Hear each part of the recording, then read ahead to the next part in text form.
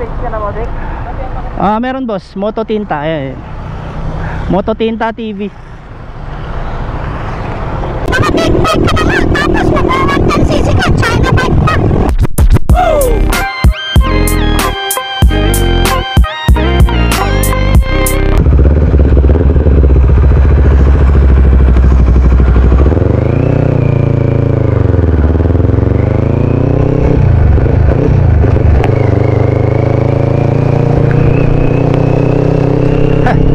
Medyo naninibago tayo ngayon mga katinta dahil it's a long weeks na hindi tayo nakapagmotor gamit ang ating MT.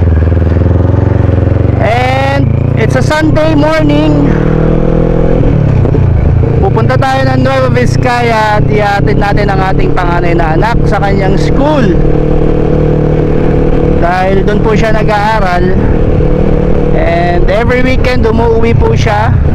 Well, last week hindi siya nakauwi, no? Ngayong week lang siya nakauwi. And yun, every Sunday inihatid natin siya papuntang Vizcaya gamit ang ating MT-650. Naku po, mukhang masungit ang panahon mga katinta. Sana wag naman tayo maulanan. Well, this past few weeks kasi dito sa probinsya, tuwing hapon, ayan, umuulan siya hanggang gabi. Ngayon medyo maaga-aga. Time check, it's siguro nasa 11 o'clock in the morning tayo na bibiyahe. Ngayon pa lang is medyo makulimlim na. Sana naman kulimlim lang, sana wag umulan. Wala pa man din tayong dalang kapote. Pero okay lang yan. Maulan na naman tayo, sana pauwi. Huwag lang sana papunta dahil ito nga, mababasa yung anak natin. Ako mukhang umuulan na sa part na yun mga katinta, oh. Huwag naman sana.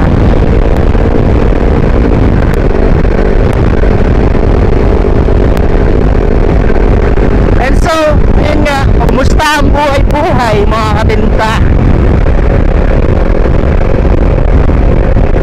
At sana naman po huwag po kayong manawang sumuporta sa ating channel. So ano nga ba ang ating pagkakwentuhan ngayong rides na to? Usapang motorsiklo, usapang kung ano-ano. And so yun nga, gamit natin si MT-650 ngayon. Buong week, buong buwan actually, gamit natin yung 1010cc na Rusi Karoq. At ngayon medyo naninibago tayo dahil gamit natin is 650cc. Medyo nanibago ulit tayo sa power, ano? Konting adjustment lang yan. Well, ang masasabi ko lang sa 110cc na si Rusi Karoq is napaka-reliable. Kahit sabihin nila China bike man yun, okay lang. Yun yung sabi nilang wapakels. Sabi nila, naka big bike ka na nga, tapos mag-110cc ka, China bike pa. Well, kahit naman to, China bike din naman tong gamit natin ngayon mga katinta, no? Baka sabihin nilang pro-China tayo. Nako, ayun na nga sinasabi ko. Ayan na ang patak ng ulan. Lumalakas na. Well, siguro hanap mo to tayo ng masisilungan. Lumalakas na naman ang patak ng ulan. Mababasa na naman tayo sa ulan.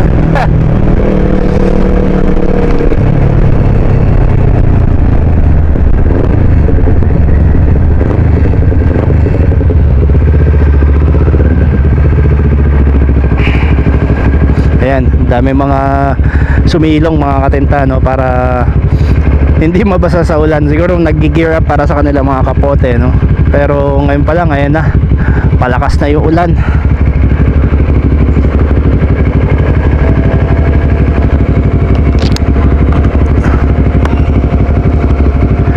Sisilong muna natin tong ating GoPro, mahirap na.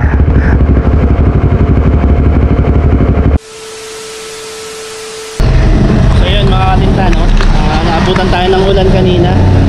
At hindi ko na na-record dahil tinago ko yung GoPro natin, baka mabasa, no? At andito tayo ngayon sa may Masala. Yan, yung favorite spot natin kinakainan. Mag-lunch muna tayo dahil naabutan na tayo ng alas 12. Sige na. So, kakain muna tayo dito sa favorite place.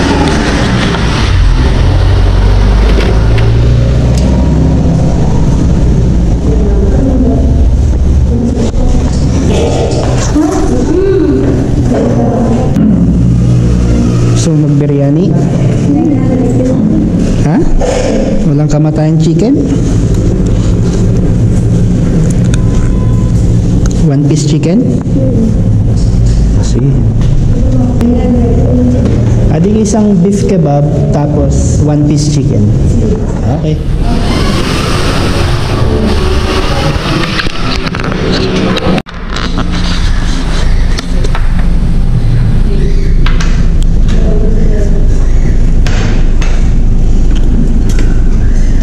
Alright, so yun mga katinta, kain muna tayo.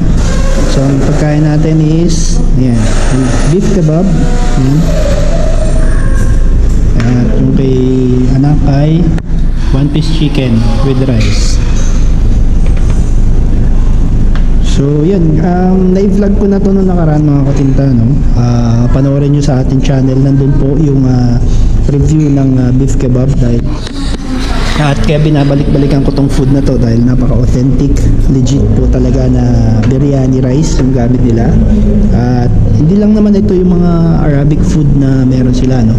At meron ditong yan, kebab, chicken tikka, mixed grilled na meat, pita bread, yan, you name it, meron sila dito. So yun, kain muna tayo at balik tayo ulit mamaya.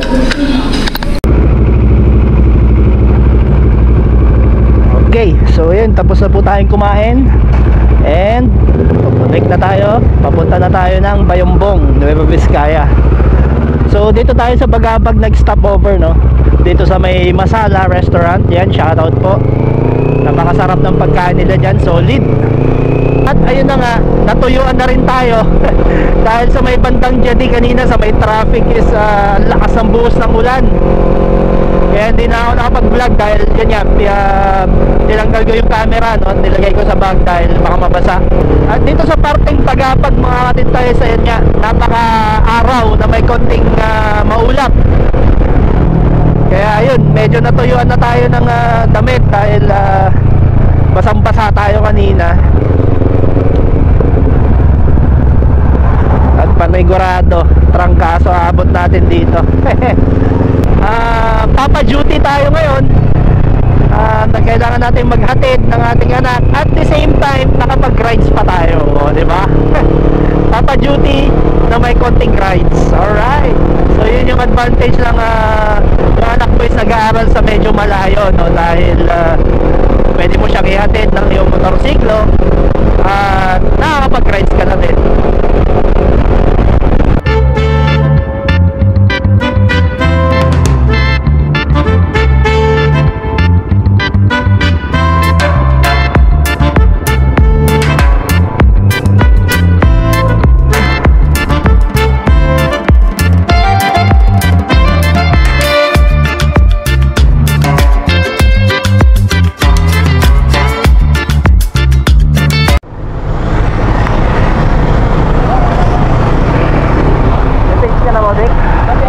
Meron boss, Moto Tinta, Moto Tinta TV. Wala, nauubos. So shoutout na lang, Team Z200 from Isabela, ayan si Bossing.